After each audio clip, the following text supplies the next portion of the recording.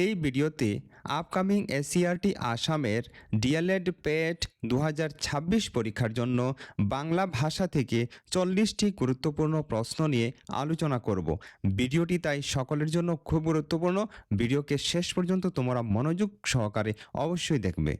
আমি আশা করি তোমাদের মধ্যে অনেকে এসসিইআরটি আসামের ডিপ্লোমা ইন এলিমেন্টারি এডুকেশনের ভর্তি পরীক্ষায় বাংলা ভাষা নিয়েছো। তুমি যদি বাংলা ভাষা নিয়ে থাকো তাহলে আজকের ক্লাসকে শেষ পর্যন্ত পুরো অবশ্যই দেখবে। শুধুমাত্র বাংলা ভাষা কেন, যে সমস্ত পরীক্ষার্থীরা অসমীয়া ভাষা বা অন্য কোনো ভাষা নিয়েছো তাদের জন্য কিন্তু একই ধরনের প্রশ্ন জিজ্ঞাসা করা হয়। চলো শুরু করি আজকের ভিডিও। কোয়েশ্চেন নাম্বার 1, বাংলা স্বরবর্ণে কয়টি মৌলিক স্বরধ্বনি আছে? মনে রাখবে, বাংলা স্বরবর্ণে মোট 7টি মৌলিক স্বরধ্বনি আছে। এই 7টি মৌলিক স্বরধ্বনি হলো অ, আ, হ্রস্ব ই, হ্রস্ব উ, এ, ও, এ। এই এ যে প্রনাউন্সিয়েশন, এটাকে অনেকটা ইংরেজি এ ফর আপেল যে বলে থাকি এটার মতো, যা আধুনিক বাংলা ধ্বনিতত্ত্বে স্বীকৃতি লাভ করেছে। দ্বিতীয় প্রশ্ন, নিচের কোনটি ঘোষ মহাপ্রাণ ধ্বনি? ক, খ, গ, ঘ। এই 4টি অপশনের মধ্যে ঘ এই বর্ণটি হলো ঘোষ মহাপ্রাণ ধ্বনি বিশিষ্ট, তাই এই প্রশ্নের শুদ্ধ উত্তর অপশন ঘ হয়ে যাবে। এবার আমরা পরবর্তী প্রশ্নে চলে যাব।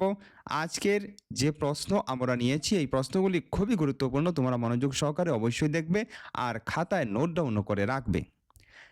রি বর্ণটি কোন ধরনের ধ্বনির অন্তর্গত? মনে রাখবে, রি এই বর্ণটি মূর্ধন্য ধ্বনির অন্তর্গত, তাই খ এই প্রশ্নের শুদ্ধ উত্তর হয়ে যাবে।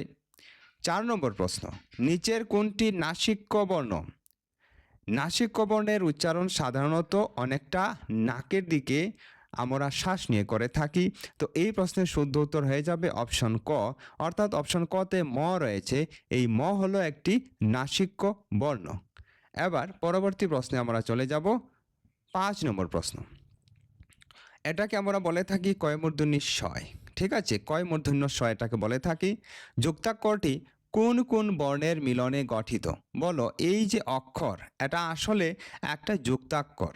এখানে কোন কোন বর্ণের মিলন ঘটেছে আমাদের বলতে হবে। তো মনে রাখবে, এখানে ক এবং মূর্ধন্য ষ এর মিলন ঘটেছে, তাই এই প্রশ্নের শুদ্ধ উত্তর অপশন ক হয়ে যাবে।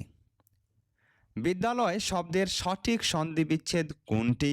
এবার সন্ধিবিচ্ছেদ থেকে প্রশ্ন এখানে নেওয়া হয়েছে, তো সন্ধিবিচ্ছেদ থেকেও কিন্তু প্রতিবার আমরা অবজার্ভ করেছি প্রশ্ন অবশ্যই জিজ্ঞেস করা হয়। তো এখানে বিদ্যালয়ের সঠিক সন্ধিবিচ্ছেদ 1 নম্বর অপশনে বা ক নম্বর অপশনে রয়েছে বিদ্যা যুগ আলয়। এবার আমরা 7ম প্রশ্নে চলে যাব। পদ্ধতি শব্দের সন্ধিবিচ্ছেদ কি হবে? পদ্ধতি এর সন্ধিবিচ্ছেদ কি হবে আমাদের বলতে হবে। মনে রাখবে, পদ্ধতি এর সঠিক সন্ধিবিচ্ছেদ হলো পথ যুগ হতি, তাই ঘ এই প্রশ্নের শুদ্ধ উত্তর হয়ে যাবে। পরবর্তী প্রশ্ন, পরিষ্কার শব্দের সঠিক সন্ধিবিচ্ছেদ কোনটি? পরিষ্কারকে যদি আমরা সন্ধিবিচ্ছেদ করি তাহলে ইহা হয়ে যাবে পরি যুগ কার। এখানে খ নম্বর অপশন সঠিক উত্তর হয়ে যাবে।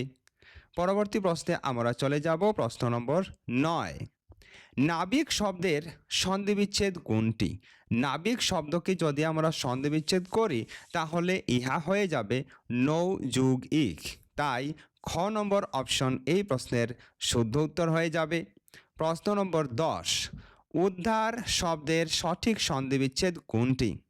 উদ্ধার এর সঠিক সন্ধিবিচ্ছেদ হলো উদ যোগ হার, তাই এই প্রশ্নের শুদ্ধ উত্তর অপশন ক হয়ে যাবে। ভিডিওকে অবশ্যই তোমরা লাইক করবে এবং নিজের মনে কোনো প্রশ্ন থাকলে আমাদের অবশ্যই কমেন্ট বক্সে লিখে জানাবে, এবং তুমি যদি কোনো সাজেশন দিতে চাও তাহলে সেটাও তোমরা কমেন্ট বক্সের মাধ্যমে আমাদের লিখে জানিয়ে দিও। 11 নম্বর প্রশ্ন, সুন্দর শব্দের বিশেষ্য রূপ কোনটি?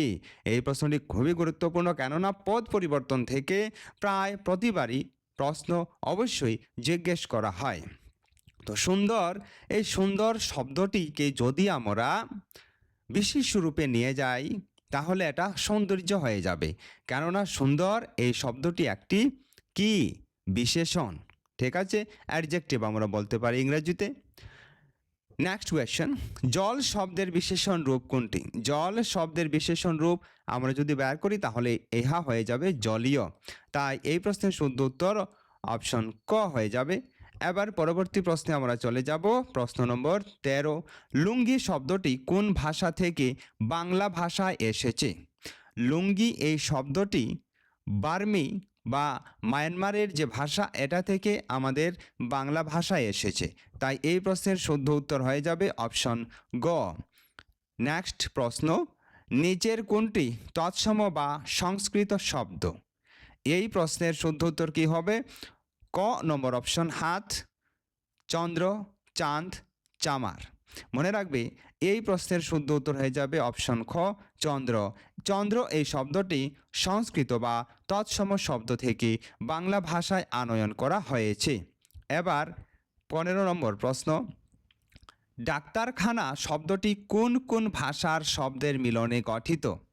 মনে রাখবে ডাক্তারখানা এই যে শব্দ, এই শব্দের মধ্যে ডাক্তার একটি শব্দ এবং খানা আরও একটি শব্দ, এই দুটি শব্দ দুই ভাষা থেকে আনয়ন করা হয়েছে।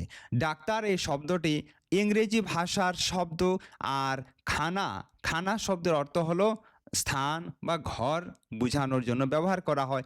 ইহা ফার্সি ভাষার শব্দ। তাই এই প্রশ্নের শুদ্ধ উত্তর অপশন ক হয়ে যাবে। অর্থাৎ ডাক্তারখানা শব্দটি ইংরেজি ও ফার্সি ভাষার সংমিশ্রণে গঠিত হয়েছে। 16 নম্বর প্রশ্ন, সিংহপুরুষ কোন সমাসের উদাহরণ? এখানে সমাস থেকে প্রশ্ন এসেছে। মনে রাখবে সিংহপুরুষ উপমিত কর্মধারয় সমাসের অন্তর্ভুক্ত। উপমিত কর্মধারয় এবং এই যে সিংহপুরুষকে আমরা যদি বিস্তারিত ভাঙি তাহলে ইহা হয়ে যাবে পুরুষ সিংহের ন্যায়। পরবর্তী প্রশ্নে আমরা চলে যাব। যদি এটার উপর তোমাদের আরও বিস্তৃত ক্লাস লাগে তাহলে অবশ্যই আমাদের কমেন্টে লিখে জানাবে। 17 নম্বর প্রশ্ন দেখো, ত্রিলোক বা ত্রিলোকের সমাহার এটি কোন সমাস? এখানে কি হবে শুদ্ধ উত্তর? দেখো বলা হয়েছে ত্রিলোক বা ত্রিলোকের সমাহার। তো যেখানে এ ধরনের সমাহার রয়েছে এটা হয়ে যাবে দ্বিগু সমাসের উদাহরণ। তাই খ নম্বর অপশন এই প্রশ্নের শুদ্ধ উত্তর হয়ে যাবে। নেক্সট কোয়েশ্চেন দেখো, পঙ্কজ কোন সমাসের উদাহরণ? মনে রাখবে পঙ্কজ এই শব্দটি উপপদ তৎপুরুষ সমাসের উদাহরণ, অর্থাৎ ক নম্বর অপশন এই প্রশ্নের শুদ্ধ উত্তর হয়ে যাবে। আর পঙ্কজ এর যদি আমরা ভাঙি তাহলে কি হবে? ইহা পঙ্কে জন্মে যা, সেটাকে পঙ্কজ বলা হয়, তাই তো। এবার আমরা 19 নম্বর প্রশ্নে চলে যাব এবং আজকের ভিডিওতে আমরা মোট 40টি গুরুত্বপূর্ণ প্রশ্ন আলোচনা করব। ডাক্তার ডাকো, এখানে ডাক্তার কোন কারকে কোন বিভক্তি? মনে রাখবে এখানে ডাক্তার ডাকো এই যে কথাটি, এখানে কর্মে বা কর্মকারকে শূন্য বিভক্তি রয়েছে। তাই খ নম্বর অপশন এই প্রশ্নের শুদ্ধ উত্তর হয়ে যাবে। এবার পরবর্তী প্রশ্ন, ছাদ থেকে জল পড়ে, এখানে ছাদ থেকে কোন কারক? মনে রাখবে এখানে ছাদ থেকে অপাদান কারক। তাই খ এই প্রশ্নের শুদ্ধ উত্তর হয়ে যাবে। এবার আমরা 21 নম্বর প্রশ্নে চলে যাব। তিমির শব্দের সঠিক বিপরীত শব্দ কোনটি? তিমির শব্দের সঠিক বিপরীত শব্দ কি হবে? দেখো এখানে তিমির শব্দের অর্থ হলো কিন্তু অন্ধকার, তো এটার বিপরীত হয়ে যাবে আলোক। তাই এই প্রশ্নের শুদ্ধ উত্তর অপশন ঘ হয়ে যাবে। জঙ্গম শব্দের বিপরীত শব্দ কোনটি? মনে রাখবে জঙ্গম শব্দের বিপরীত শব্দ হলো স্থাবর। মানে জঙ্গম মানে যা স্থায়ী নয়, অস্থাবর সম্পত্তি আর কি। এবার আমরা পরবর্তী প্রশ্নে চলে যাব। প্রশ্ন নম্বর 23, অনিল শব্দের সমার্থক শব্দ কোনটি? আগুন, বাতাস, জল, আকাশ। এখানে অনিল শব্দের সমার্থক হলো বাতাস। তাই খ নম্বর অপশন এই প্রশ্নের শুদ্ধ উত্তর হয়ে যাবে। করি শব্দের সমার্থক শব্দ কোনটি? এখানে ক রয় দীর্ঘইকার রয়েছে। মনে রাখবে করি শব্দের সমার্থক হয়ে যাবে হাতি। এখানে সিংহ, হাত, ট্যাক্স নয়। তাই ক নম্বর অপশন এই প্রশ্নের শুদ্ধ উত্তর হয়ে যাবে। এবার আমরা পরবর্তী প্রশ্নে চলে যাব। 25তম প্রশ্ন, অর্বাচীন শব্দের বিপরীত শব্দ কোনটি? আমাদের খুঁজে বের করতে হবে অর্বাচীন এই শব্দটির বিপরীত শব্দ কোনটি। মনে রাখবে এটার বিপরীত শব্দ হয়ে যাবে প্রাচীন। অর্থাৎ অর্বাচীন শব্দের অর্থ হলো কি? নতুন বা নবীন। তো এটার বিপরীত হয়ে যাবে প্রাচীন। ঠিক আছে, এবার ২৬ নম্বর প্রশ্ন, যা পূর্বে দেখা যায়নি এক কথায় কি হবে? এখানে এক কথায় প্রকাশ ও বাগধারা থেকে পরবর্তী প্রশ্নগুলি আমরা দেখব। অভূতপূর্ব, অদৃষ্টপূর্ব, অনুপম, অপূর্ব। মনে রাখবে যা পূর্বে দেখা যায়নি ইহাকে বলা হয় অদৃষ্টপূর্ব, তাই এই প্রশ্নের শুদ্ধ উত্তর অপশন খ হয়ে যাবে। এবার পরবর্তী প্রশ্নে আমরা চলে যাব, প্রশ্ন নম্বর ২৭। অক্ষির সমীপে এর এক কথায় প্রকাশ কোনটি?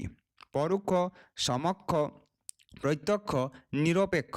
মনে রাখবে অক্ষির সমীপে এর এক কথায় প্রকাশ হলো প্রত্যক্ষ, তাই এই প্রশ্নের শুদ্ধ উত্তর অপশন গ হয়ে যাবে। আকাশ কুসুম বাগধারাটির সঠিক অর্থ কি? ক অসম্ভব কল্পনা, খ আকাশের ফুল, গ দুর্লভ বস্তু, ঘ আনন্দের বিষয়। এই প্রশ্নের শুদ্ধ উত্তর হয়ে যাবে অসম্ভব কল্পনা। আমরা যখন এমন কোনো কিছু কল্পনা করি যা আদৌ বাস্তবে পরিণত করা সম্ভব নয়, সেটাকে আকাশ কুসুম বলা হয় এবং ইহার অর্থ হলো অসম্ভব কল্পনা। চলো পরবর্তী প্রশ্নে আমরা চলে যাব। ২৯ নম্বর প্রশ্ন, মণিকাঞ্চন যুগ এর অর্থ কি? মণিকাঞ্চন যুগ এই শব্দটির অর্থ কি? আমাদের খুঁজে বের করতে হবে। এটি একটি বাগধারা বা বাগবিধি আমরা বলতে পারি। উপযুক্ত মিলন, মহামূল্যবান বস্তু, লটারি পাওয়া, সোনার গয়না। মনে রাখবে মণিকাঞ্চন যুগ এর অর্থ হলো উপযুক্ত মিলন, তাই ক নম্বর অপশন এই প্রশ্নের শুদ্ধ উত্তর হয়ে যাবে।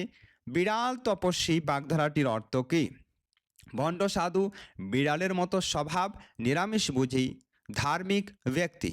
মনে রাখবে বিড়াল তপস্বী এই বাগধারার অর্থ হলো ভণ্ড সাধু, যে সাধুর বেশ দেখায়, সাধুর বেশ ধরে অন্যান্য অসাধু কর্মে লিপ্ত থাকে। এবার পরবর্তী প্রশ্নে আমরা চলে যাব, প্রশ্ন নম্বর ৩১। নিচের কোন বানানটি সম্পূর্ণ শুদ্ধ?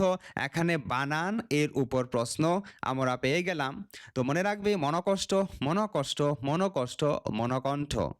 এখানে মনকষ্ট হলো আমাদের শব্দ, তো কোনটি সম্পূর্ণরূপে শুদ্ধ? এখানে খ নম্বর অপশনে যে বানান রয়েছে মন, তারপর বিসর্গ দিয়ে কষ্ট, এই মনকষ্ট শব্দের সঠিক বানান হলো মনকষ্ট। অপশন খ হয়ে যাবে এই প্রশ্নের শুদ্ধ উত্তর। তারপর ৩২ নম্বর প্রশ্ন, সঠিক বানানটি চিহ্নিত করুন। আমাদের বের করতে হবে নিচের কোন বানানটি সম্পূর্ণরূপে শুদ্ধ। এখানে যে শব্দ দেওয়া রয়েছে এই শব্দটি হলো মুহুর্মুহু, যার মৃত্যুমুখে পতিত হওয়ার সম্ভাবনা এখনই রয়েছে, তাকে মুহুর্মুহু বলা হয়। তো মুহুর্মুহু শব্দের সঠিক বানান হলো অপশন কতে দেওয়া রয়েছে মুহুর্মুহু, এভাবে লেখা হয়, তাই এই প্রশ্নের শুদ্ধ উত্তর অপশন ক হয়ে যাবে। এবার ৩৩ নম্বর প্রশ্ন, বলো এই প্রশ্নের কি হবে শুদ্ধ উত্তর? নিচের কোন বানানটি শুদ্ধ? আবারও বানান থেকে একটি প্রশ্ন রয়েছে। এখানে যে শব্দ দেওয়া রয়েছে ইহা হলো সান্ত্বনা। তো সান্ত্বনা শব্দের সঠিক বানান অপশন খতে রয়েছে, তাই এই প্রশ্নের শুদ্ধ উত্তর অপশন খ সান্ত্বনা হয়ে যাবে। তারপর ৩৪ নম্বর প্রশ্ন, সব ছাত্রগণ উপস্থিত ছিল বাক্যটি অশুদ্ধ কেন? এই প্রশ্নের কি হবে শুদ্ধ উত্তর? দেখো, বচনের বাহুল্যজনিত কারণে, লিঙ্গ ঘটিত কারণে, সন্ধির ভুলের কারণে, গুরুচণ্ডালী দোষে। এই প্রশ্নের শুদ্ধ উত্তর হয়ে যাবে অপশন ক, বচনের বাহুল্যজনিত কারণে। এখানে সব ছাত্রগণ উপস্থিত ছিল, এখানে দেখো শুধুমাত্র ছাত্রগণ বলতে এখানে শুধু ছেলেদের কথা বোঝানো হয়েছে। আমাদের যখন সকলের কথা বলতে হয় তাহলে আমাদের ছাত্রছাত্রী প্রয়োগ করতে হবে, তাই এখানে বচনের বাহুল্যজনিত কারণে ভুল হয়েছে। ঠিক আছে, বোঝা গেল। এবার পরবর্তী প্রশ্নে আমরা চলে যাব, প্রশ্ন নম্বর ৩৫। নিচের কোনটি বাক্য শুদ্ধ? এখানে সেন্টেন্স বাক্য দেওয়া রয়েছে, সে অত্যন্ত বুদ্ধিমান, সে অত্যন্ত বুদ্ধিমতী, মেয়েদের ক্ষেত্রে তাহার অত্যন্ত ধৈর্য আছে। এখানে ঘ নম্বরে রয়েছে ক এবং খ দুই সঠিক। তো এই প্রশ্নের শুদ্ধ উত্তর হয়ে যাবে কোনটি? দেখো এখানে ক নম্বর বাক্য অর্থাৎ সে অত্যন্ত বুদ্ধিমান, এই বাক্যটিও সম্পূর্ণ শুদ্ধ বাক্য। এবং খ নম্বর যে বাক্য রয়েছে সে অত্যন্ত বুদ্ধিমতী, ইহা বিশেষ করে মেয়েদের বোঝাতে প্রয়োগ করা হয়। তাই এই প্রশ্নের শুদ্ধ উত্তর হয়ে যাবে ঘ, অর্থাৎ এই প্রশ্নের যে ক এবং খ এই দুটি বাক্যই সম্পূর্ণ শুদ্ধ। তারপর ৩৬ নম্বর প্রশ্ন, বাংলা সাহিত্যের প্রাচীনতম নিদর্শন কোনটি? চর্যাপদ, শ্রীকৃষ্ণ কীর্তন, মঙ্গল কাব্য, গীতাঞ্জলি। মনে রাখবে এখানে যে প্রশ্ন আমাদের দেওয়া হয়েছে ইহা হলো সাধারণ সাহিত্য এবং ভাষা জ্ঞান থেকে নেওয়া প্রশ্ন। এই প্রশ্নের শুদ্ধ উত্তর হয়ে যাবে অপশন ক। অনেকের জানা রয়েছে যে বাংলা সাহিত্যের প্রাচীনতম নিদর্শন হলো চর্যাপদ, তাই ক এই প্রশ্নের শুদ্ধ উত্তর হয়ে যাবে। এবার পরবর্তী প্রশ্ন নম্বর ৩৭, বাংলা গদ্যের জনক কাকে বলা হয়? রবীন্দ্রনাথ ঠাকুর, ঈশ্বরচন্দ্র বিদ্যাসাগর, বঙ্কিমচন্দ্র চট্টোপাধ্যায়, রাজা রামমোহন রায়। এই প্রশ্নের শুদ্ধ উত্তর কি হবে? দেখো, এই প্রশ্নের শুদ্ধ উত্তর হয়ে যাবে ঈশ্বরচন্দ্র বিদ্যাসাগর। ঈশ্বরচন্দ্র বিদ্যাসাগরকে বাংলা গদ্যের জনক বলা হয়। তারপর পরবর্তী প্রশ্ন, বিশ্বকবি রবীন্দ্রনাথ ঠাকুর কত সালে নোবেল পুরস্কার পান? 1911, 1913, 1915, 1921। এই প্রশ্নের শুদ্ধ উত্তর হয়ে যাবে অপশন খ। 1913 খ্রিস্টাব্দে কবিগুরু রবীন্দ্রনাথ ঠাকুর গীতাঞ্জলি কাব্যগ্রন্থের জন্য নোবেল পুরস্কার লাভ করেছিলেন। এবার সবশেষ দুটি প্রশ্নে আমরা চলে এসেছি। বাংলা সাহিত্যের প্রথম সার্থক উপন্যাস কোনটি? আলারের ঘরের দুলাল, দুর্গেশ নন্দিনী, কপালকুণ্ডলা, চোখের বালি। মনে রাখবে বাংলা সাহিত্যের প্রথম সার্থক উপন্যাস হলো উপরুক্ত যে অপশন আমাদের সামনে রয়েছে, আলালের ঘরের দুলাল, দুর্গেশ নন্দিনী, কপালকুণ্ডলা, চোখের বালি। এগুলির মধ্যে শুদ্ধ উত্তর হয়ে যাবে অপশন খ, অর্থাৎ দুর্গেশ নন্দিনী প্রথম বাংলা সাহিত্যের সার্থক উপন্যাস। এবার ৪০তম প্রশ্ন এবং এই প্রশ্নের সাথেই আজকের ক্লাস এখানে সমাপ্ত হবে। আসামের বরাক উপত্যকার রাজ্য ভাষা বা সরকারি ভাষা কোনটি? অসমিয়া, বাংলা, বড়ো, মণিপুরি। এই প্রশ্নের শুদ্ধ উত্তর হয়ে যাবে অপশন খ, অর্থাৎ বাংলা ভাষা আসাম রাজ্যের বরাক উপত্যকার রাজ্য ভাষা বা সরকারি ভাষা। ডিয়ার স্টুডেন্টস, আজকের ভিডিওতে এ পর্যন্তই। পরবর্তী ভিডিওতে আমরা আরও অত্যন্ত গুরুত্বপূর্ণ নতুন কোনো টপিক নিয়ে আলোচনা করব। ততক্ষণ পর্যন্ত তোমরা এভাবেই পরীক্ষার জন্য প্রস্তুতি নিতে থাকো। নমস্কার, জয় হিন্দ।